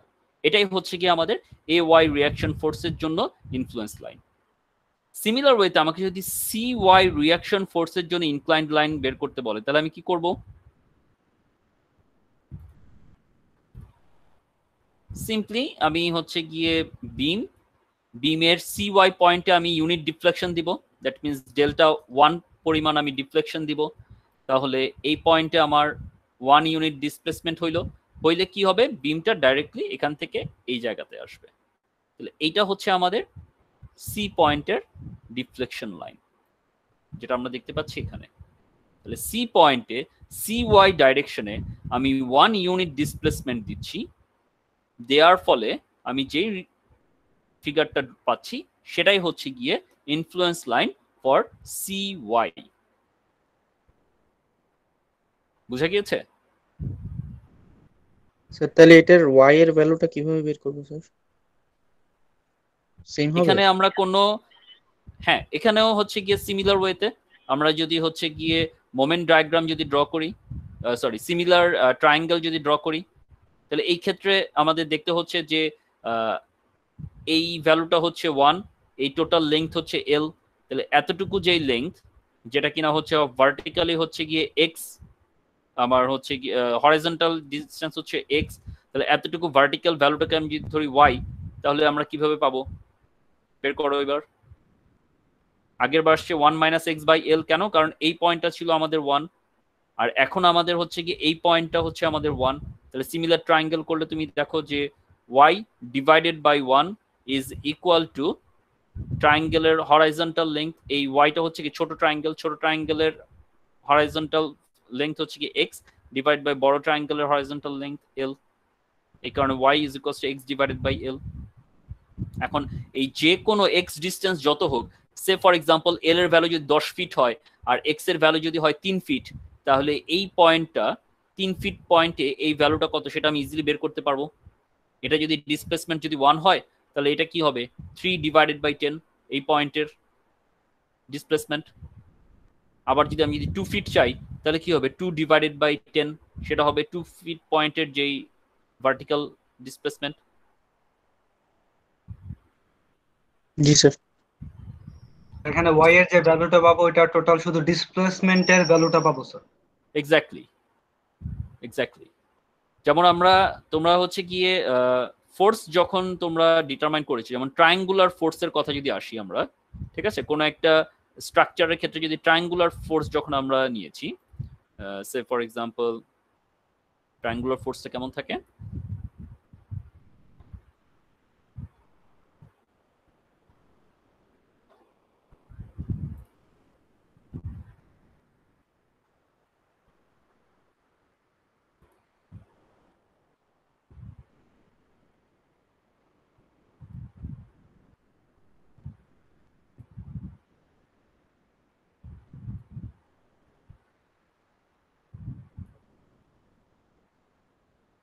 এরকম ভাবে যে ট্রায়াঙ্গুলার ফোর্সটা থাকে।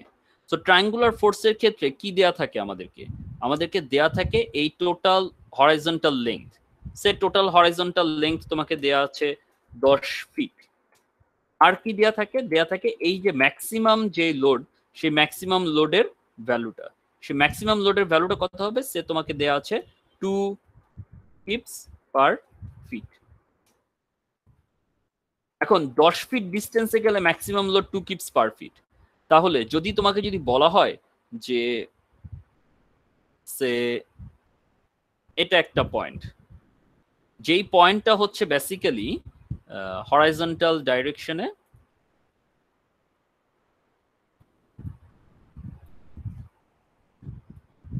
এখান থেকে এটার ডিস্টেন্সটুকু হচ্ছে সে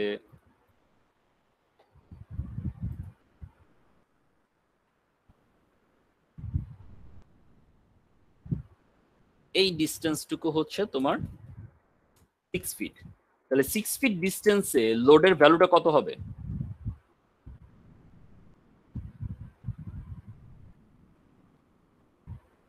তখন কিভাবে বের করবে?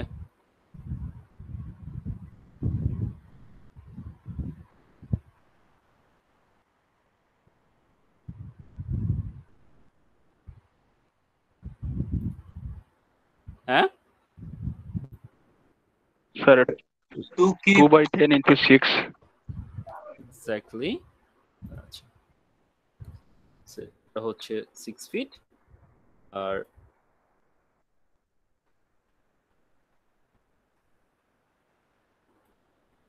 এটা হচ্ছে 10 ফিট।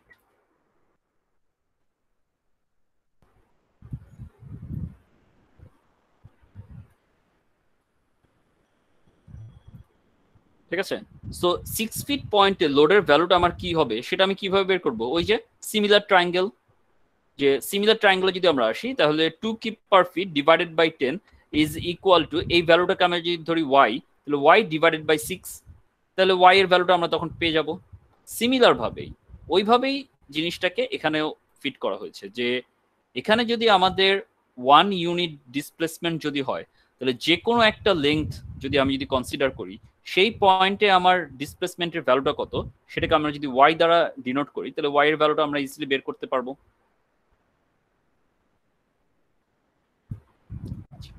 তাহলে ay পয়েন্টে রিঅ্যাকশন ফোর্সের জন্য ইনফ্লুয়েন্স লাইনটা কি হবে সেটা বের করার জন্য আমাকে কি করতে হবে? ay পয়েন্টে ay এর যে ডাইরেকশন, সেই ডাইরেকশন বরাবর 1 ইউনিট ডিসপ্লেসমেন্ট আমাকে উপরের দিকে দিতে হবে। তাহলে দিলে কি হবে? বিমটা আমার সি পয়েন্টে রেস্ট করবে কিন্তু এ পয়েন্টে উপরের দিকে উঠে যাবে, কারণ এ পয়েন্টের যেই ay যে ফোর্সটা ছিল সেটাকে আমরা রিলিজ করতেছি।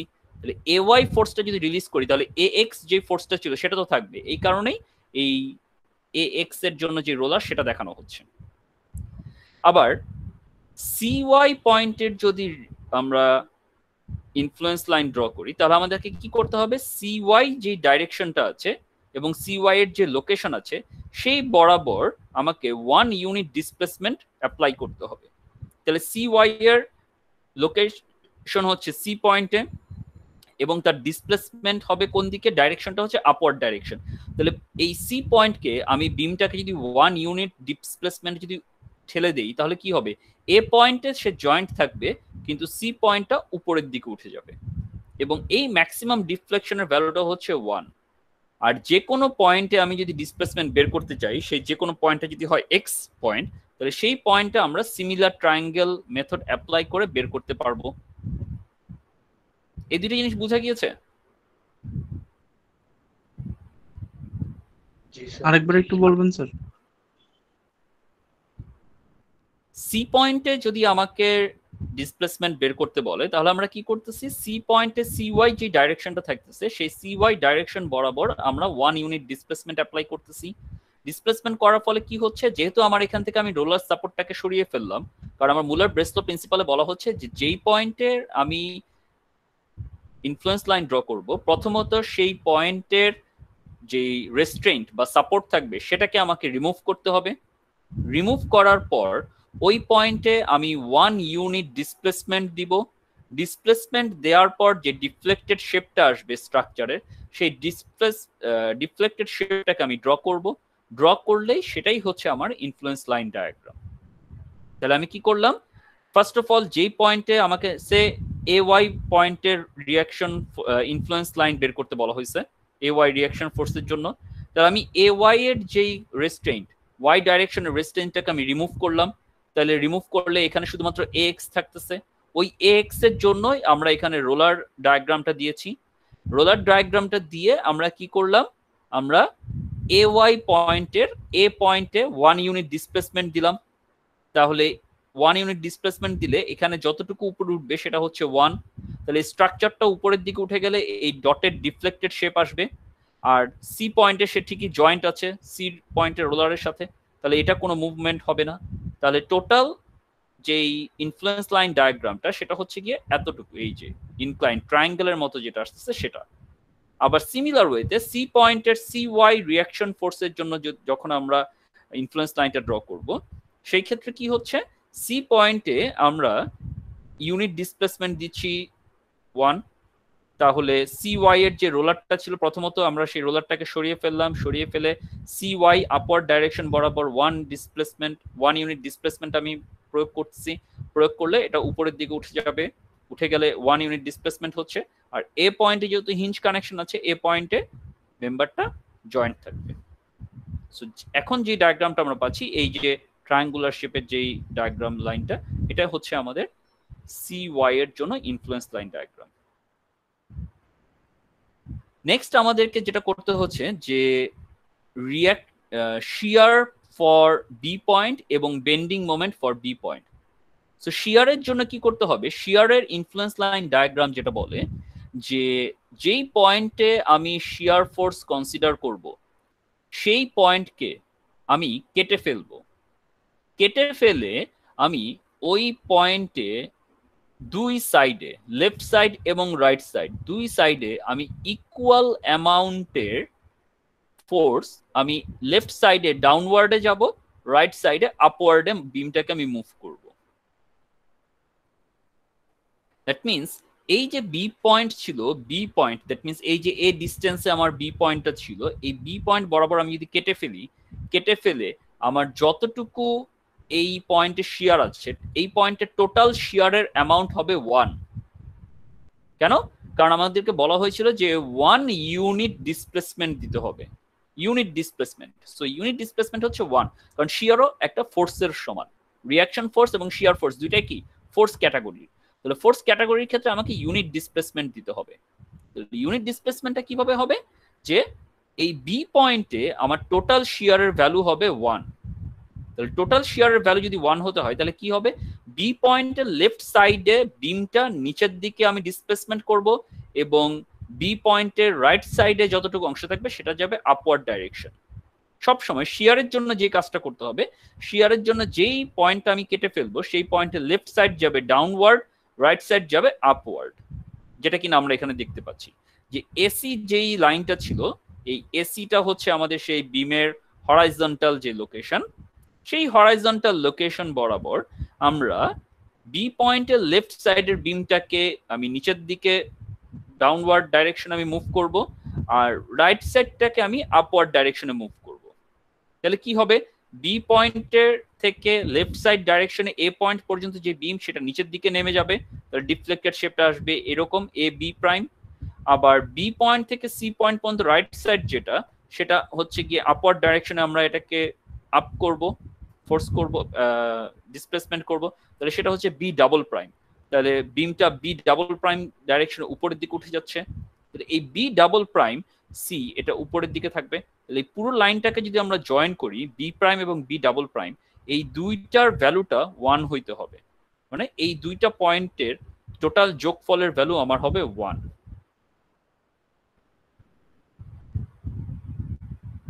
সেটাই হচ্ছে আমার এই বি পয়েন্টের শিয়ারের পরিমাণ, এই যে ডেল্টা। ঠিক আছে, কারণ ডিসপ্লেসমেন্ট হচ্ছে 1, এই কারণে। বুঝা গিয়েছে? জি স্যার। আচ্ছা, গুড।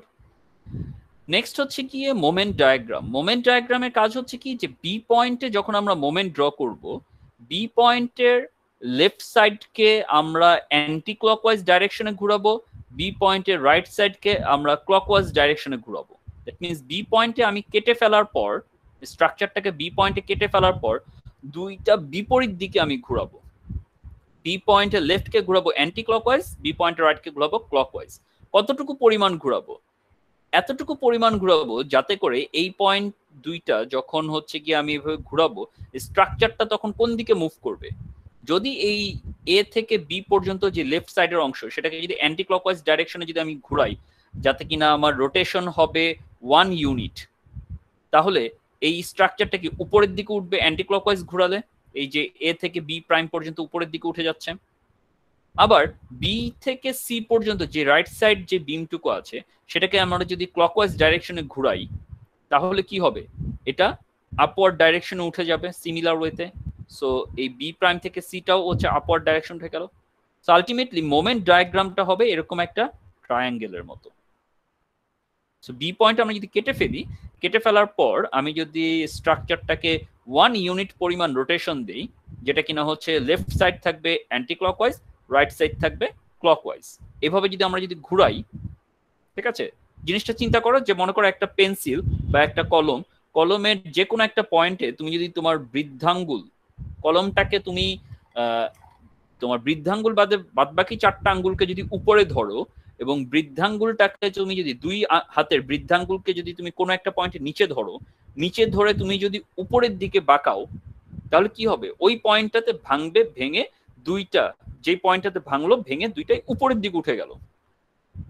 তো এইটা হচ্ছে গিয়ে সেই মোমেন্ট ডায়াগ্রামের মতো, যে বি পয়েন্টের এ বি এবং বি সি এই দুইটার উপরের দিকে আমরা যদি অ্যান্টি ক্লকওয়াইজ এবং ডান দিকে যদি আমরা যদি ক্লকওয়াইজ ডাইরেকশনে ঘুরাই, তাহলে দুইটা পয়েন্টই আলটিমেটলি রোটেট করে উপরে বি প্রাইম পয়েন্টে চলে যাবে, যেখানে টোটাল রোটেশনের পরিমাণ থিটার পরিমাণটা হচ্ছে আমাদের 1।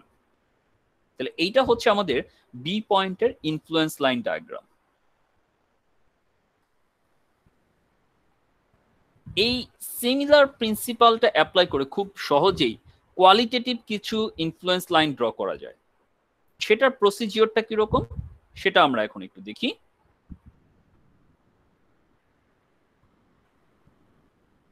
যেমন এখানে যেই এক্সাম্পলটা দেওয়া হয়েছে 8.6, তোমরা এই জিনিসটা করার আগে তোমরা এই প্রসিজিওর ফর অ্যানালাইসিসটা তোমরা একটু পড়বে।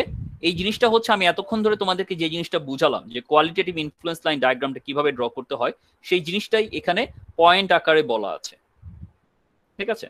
আচ্ছা, আমরা এখন একটু এক্সাম্পলের দিকে যাই। Example number 8.6।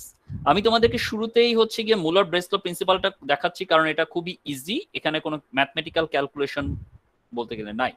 এছাড়াও আমরা হচ্ছে কি ইকুয়েশনের মাধ্যমে ডিসপ্লে এই ইনফ্লুয়েন্স লাইন ড্র করাটা শিখবো, সেটা হচ্ছে কি এই মুলার প্রিন্সিপালটা শেষ করার পর, ঠিক আছে? So draw the influence line for vertical reaction at support B and D and shear and bending moment at point C of the beam shown in figure 8.9a.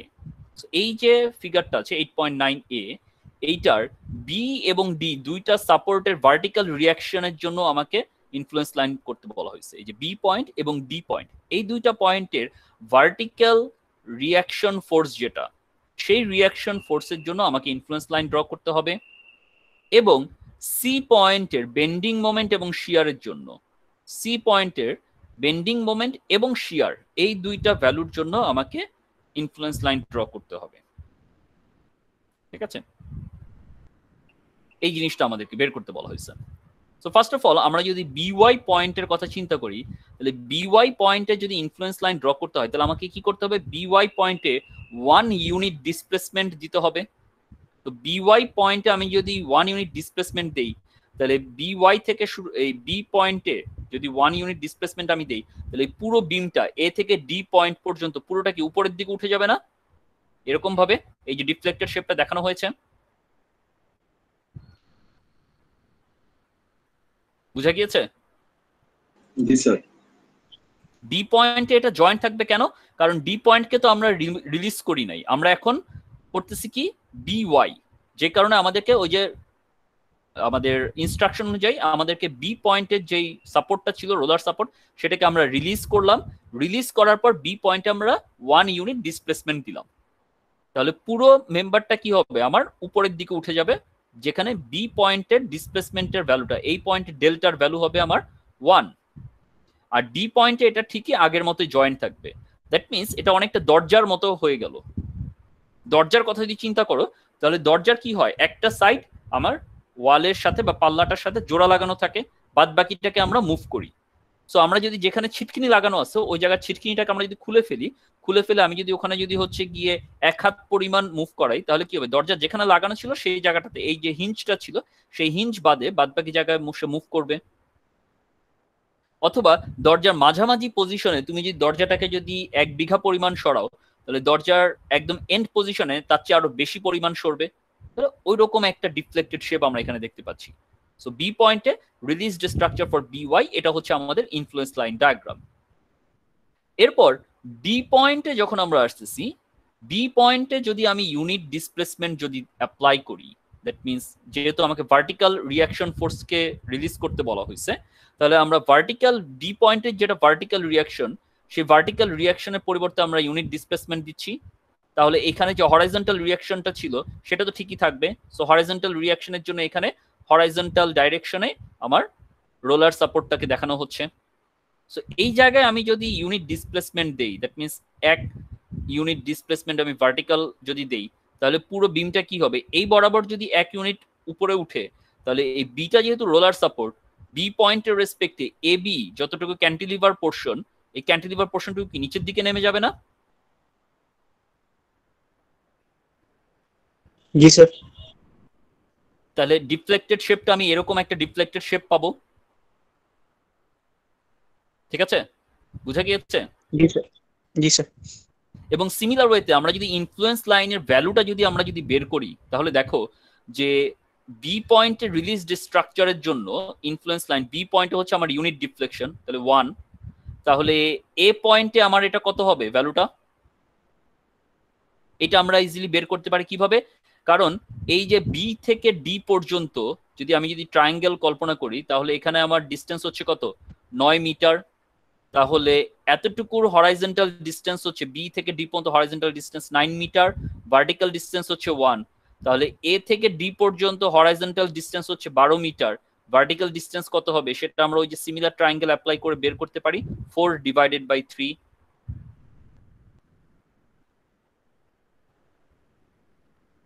আবার সি পয়েন্ট যেটা কিনা হচ্ছে বি পয়েন্ট থেকে 3 metre ডিস্টেন্সে অবস্থিত, এইটার ক্ষেত্রে আমি যেই পয়েন্ট আসবে এই পয়েন্টের ডিফ্লেকশনের পরিমাণটা কত হবে সেটা আমরা বের করতে পারছি সিমিলার ট্রায়াঙ্গেল অ্যাপ্লাই করে 2/3। বুঝা গিয়েছে? জি স্যার। আচ্ছা, তাহলে বিওয়াই এর ইনফ্লুয়েন্স লাইন ডায়াগ্রাম ড্র করার পর এখন আমরা যদি ডিওয়াই এর, এটা হচ্ছে গিয়ে রিলিজড স্ট্রাকচার ফর ডিওয়াই, এখন ইনফ্লুয়েন্স লাইন যখন আমরা ড্র করতে যাচ্ছি, তাহলে ডিওয়াই এর ক্ষেত্রে আমরা ডি পয়েন্টে 1 ইউনিট দিয়েছি। দেখা যাচ্ছে যে বি পয়েন্টে এখানে কোনো ডিফ্লেকশন নাই, তাহলে বি পয়েন্টে কি 0, আর এ পয়েন্টে নিচের দিকে নেমে গেছে। তাহলে এখানে এতটুকু যদি আমরা যদি হিসাব করি, তাহলে আমাদের হরাইজন্টাল ডিস্টেন্স হচ্ছে 6 3 9, তাহলে 9 মিটার হরাইজন্টাল ডিস্টেন্সে আমার ডিফ্লেকশন হচ্ছে 1। তাহলে সি পয়েন্ট যেটা কিনা হচ্ছে বি থেকে 3 মিটার ডিস্টেন্সে অবস্থিত, 3 মিটার ডিস্টেন্সে সেটার ডিফ্লেকশনের পরিমাণটা কত হবে আমরা দেখতে পাচ্ছি, সিমিলার ট্রায়াঙ্গেল যদি অ্যাপ্লাই করি তাহলে আমরা পাচ্ছি 1/3। আবার এ পয়েন্টে যতটুকু নিচের দিকে নেমে গেছে সেটার ডিফ্লেকশনের পরিমাণ কি হবে, -1/3, কারণ নিচের দিকে নেমে গেছে। আপওয়ার্ডটা যদি পজিটিভ হয় তাহলে ডাউনওয়ার্ডটা হচ্ছে নেগেটিভ, তাহলে সেই ভ্যালুটা হচ্ছে 1/3। কারণ বি পয়েন্ট থেকে সি পয়েন্ট হচ্ছে 3 মিটার ডিস্টেন্স, বি পয়েন্ট থেকে এ পয়েন্টও হচ্ছে 3 metre distance. So similar triangle apply করে আমরা এটা বের করে ফেলছি -1/3। বুঝা গিয়েছে? জি স্যার। জি স্যার। আচ্ছা, এরপর আমরা আসতেছি, এটা কোনটা ছিল, বিওয়াই 1 কিলোনিউটন, ডিওয়াই 0। আচ্ছা, এইটাই। আচ্ছা, এখন আমরা আসতেছি শিয়ার। শিয়ারের ক্ষেত্রে আমাদেরকে বলা হয়েছিল যেই পয়েন্টে আমরা শিয়ার কল্পনা করব সেই পয়েন্টে আমি যে স্ট্রাকচারটা থাকবে সেটাকে আমি কেটে ফেলবো, কেটে ফেলে লেফট সাইডকে আমি নিচের দিকে নামাবো এবং রাইট সাইডকে আমি উপরের দিকে উঠাবো, এবং যতটুকু উঠাবো পুরোটার পরিমাণ হইতে হবে 1, টোটালটার পরিমাণ। তাহলে রিলিজ যে স্ট্রাকচার ফর সি পয়েন্টে যদি আমি রিলিজ করি, রিলিজ করার পর লেফট সাইড পোর্শনটাকে আমি নিচের দিকে নামালাম, তাহলে পুরো বিমটা কি হবে, এই যে বি পয়েন্টে যে রোলার সাপোর্ট ছিল সেটার রেসপেক্টে এইভাবে বেঁকে যাবে না নিচের দিকে নামালে? জি স্যার। আবার সি পয়েন্টের থেকে ডান দিকে যদি আমরা যদি স্ট্রাকচারটাকে যদি উপরের দিকে উঠাই, তাহলে ডি পয়েন্টের সাথে হচ্ছে হিঞ্জের রেসপেক্টে সে কি হবে, উপরের দিকে উঠে যাবে। তাহলে টোটালটাকে আমরা যদি কম্বাইন করি তাহলে আমরা এই ইনফ্লুয়েন্স লাইন ডায়াগ্রামটা পাবো, যেখানে সি পয়েন্ট থেকে উপরে এবং নিচে টোটালটা গেল, আর এ পয়েন্টটা উপরের দিকে উঠে যাচ্ছে।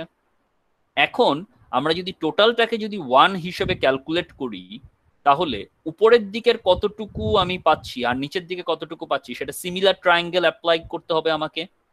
আমি বি থেকে সি এর ডিস্টেন্স জানি, সি থেকে ডি এর ডিস্টেন্স জানি, টোটালটা যদি আমাদের 1 হয় তাহলে আমি ইন্ডিভিজুয়াল এই সি থেকে উপরের দিকে কতটুকু আবার সি থেকে নিচের দিকে কতটুকু সেটা আমি easily similar triangle method apply করে বের করতে পারবো। সেখান থেকে আমরা দেখতে পাচ্ছি 2/3 আর -1/3। দেন আমরা যদি সিমিলার ট্রায়াঙ্গেল অ্যাপ্লাই করি তাহলে এই জায়গায় যদি হয় 1/3 তাহলে এটা হবে +1/3, কারণ এটা যদি নিচের দিকে হয় মাইনাস, তাহলে এ পয়েন্টে আমরা পাচ্ছি এখানে +1/3। ঠিক আছে, সো এইটাই এখানে করা হচ্ছে, যে এই যে সি পয়েন্টটা ছিল সেই সি পয়েন্টের ঠিক জাস্ট লেফট, মানে সি পয়েন্টের জাস্ট লেফটে, just to the left of C তে আমরা 1 কিলোনিউটন দিলাম, আবার জাস্ট টু দ্য রাইটেও আমরা হচ্ছে গিয়ে 1 দিয়ে আমরা হচ্ছে গিয়ে বের করছি। এই যে SC is equals to -1/3 kilonewton when 1 kilonewton is at just to the left of the C, and +2/3 kilonewton when 1 kilonewton is at just to the right of the C. ঠিক আছে, সো একবার জাস্ট লেফটে আমি চিন্তা করতেছি, একবার just রাইটে আমি চিন্তা করতেছি। এরপর মোমেন্ট ডায়াগ্রামে যদি আমরা আসি, মোমেন্ট ডায়াগ্রামে আমরা কি বলছিলাম, যে যেই পয়েন্টটা আমি মোমেন্ট ডায়াগ্রামের জন্য কনসিডার করব সেই পয়েন্টে আমি মেম্বারটাকে একটা হিঞ্জের মতো, ইন্টারনাল হিঞ্জ পয়েন্টের মতো আমি চিন্তা করব, যেটা কিনা ভেঙে যাবে না কিন্তু মুভ করবে। এবং মুভমেন্টটা কিরকম হবে, যে আমার লেফট সাইডটাকে আমি অ্যান্টি ক্লকওয়াইজ ডাইরেকশনে ঘোরাবো, রাইট সাইডটাকে ক্লকওয়াইজ ডাইরেকশনে ঘোরাবো। তাহলে পুরো মেম্বারটাই সি পয়েন্টে যদি একটা ইন্টারনাল হিঞ্জের মতো হয়ে যায়, তাহলে এই পয়েন্টটাকে আমরা যদি এইভাবে যদি 1 ইউনিট রোটেশন যদি আমরা দিই, তাহলে পুরো মেম্বারের ডিফ্লেক্টেড শেপটা কিরকম, এরকম আসবে। কারণ লেফট সাইডটাকে আমি উপরের দিকে উঠাচ্ছি, অ্যান্টি ক্লকওয়াইজ ডাইরেকশনে ঘোরাচ্ছি, আর রাইট সাইডটাকে ক্লকওয়াইজ ডাইরেকশনে আমি ঘোরাচ্ছি। তাহলে রাইট সাইডটা উপরের দিকে উঠে যাবে, যতটুকু উঠবে লেফট সাইডটা ততটুকু উঠবে। যদি উঠে তাহলে এই বি পয়েন্টে, যেটা যেহেতু এটা একটা রোলার স্ট্রাকচার, সো রোলার স্ট্রাকচারের রেসপেক্টে বাদ বাকি যে এবি পোর্শনটুকু ছিল সেটা নিচের দিকে নেমে যাবে। তাহলে সেই ক্ষেত্রে আমরা যেই মোমেন্ট ভ্যালুটা, যে ইনফ্লুয়েন্স লাইন ডায়াগ্রামটা আমরা ড্র করতেছি সেটা হয়ে গেছে 1 × 1, তাহলে 2 ইউনিট নিউটন। তাহলে সি পয়েন্ট থেকে বি পয়েন্টের যে ডিস্টেন্স সেটার রেসপেক্টে, আবার বি পয়েন্ট থেকে এ পয়েন্টের যে ডিস্টেন্স সেটার রেসপেক্টে আমরা ক্যালকুলেট করে দেখলাম। এটা যদি +2 হয় তাহলে এটা হবে -2। ঠিক আছে, তাহলে এইভাবে আমরা ইজিলি প্রত্যেকটা পয়েন্টের জন্য ইনফ্লুয়েন্স লাইন ডায়াগ্রামটা ড্র করতে পারি, এবং সেটার ইউনিট লোডটা কত সেটা এখানে দিয়ে দেওয়া আছে। সিমিলার ভাবে এক্সাম্পল 8.7টা তোমরা নিজেরা একটু দেখবে, দেখে তোমরা নিজেরা এটা করার চেষ্টা করবে এবং বোঝার চেষ্টা করবে। যদি প্রবলেম থাকে তাহলে নেক্সট ক্লাসে আমাকে এটা জানাবে। Example 8.7, example 8.8,